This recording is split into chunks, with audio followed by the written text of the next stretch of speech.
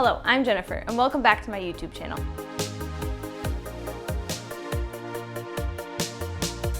I'm a photographer and videographer serving both Tennessee and Virginia.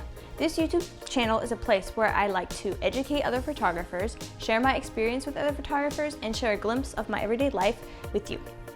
So today's video, we're going to be making a review off of the Canon 50mm aperture of 1.2 lens, and it is an EF mount. We have the 50mm lens, and I have a Canon 5D Mark IV. I'm just gonna put them together really quick. So this lens is mostly a portrait lens. So this particular camera can go down to an aperture of 1.2, which is amazing. That basically means you can let in a lot of light to the camera, and it's super good. And it can also go upwards of a 16 aperture, like that too. Yeah, so that's kind of like the amount of light that can come in. That's the range for it. So that's kind of what I want to show you there. The filter size is a 72. So if you look right here, it says 72. So if you need to get a filter for it, then you need to make sure you buy one that has a 72 filter right there. It has a little button for autofocus and manual focus right here. This lens does not have image stabilization. So that can be kind of like a downside to whether you're doing photography or videography with it, just because that's something you want in like really good lenses, but unfortunately this lens does not have it. The closest focusing distance for this lens is 0.45 meters. So you can get pretty close to someone, but I will say that you need to be really careful with this lens that you don't distort someone's face. If you get too close to someone's face with this lens, you will end up distorting their face. So there really is like, you really do need to be like at least like, I'd say like 2 feet away from someone so that you don't distort their face, especially if you're taking like, it's just a headshot or portrait photo of them. Although this is a portrait lens, you do have to be really careful to make sure that you're still capturing their facial expressions in like the correct way and not distorting their face.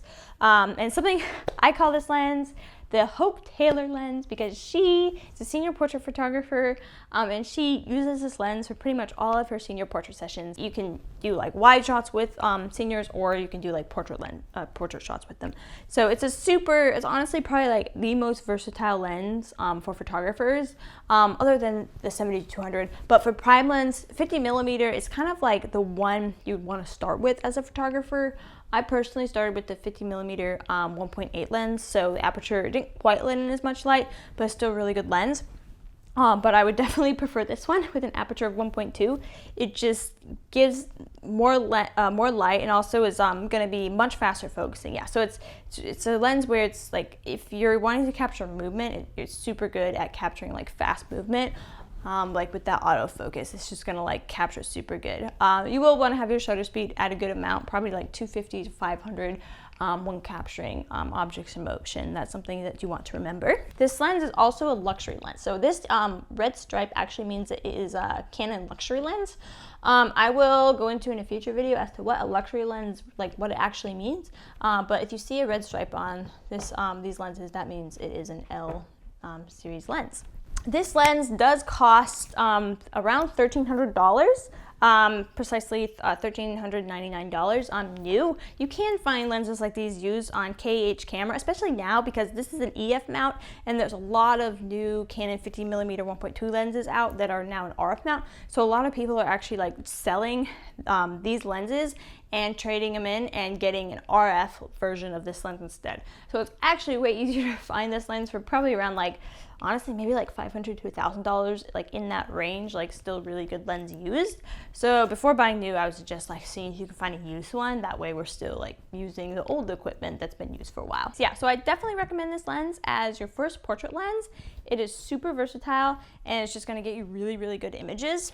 This lens also is pretty light. It only weighs 580 grams. So it's honestly really easy to carry around. It's not gonna like hurt you or anything like that. It's gonna be like a super good, just easy lens to carry around with you as you're going throughout your photo shoot. This lens is best used for portraits and headshots, but again, be really careful to avoid distorting a person's face when doing those type of photos.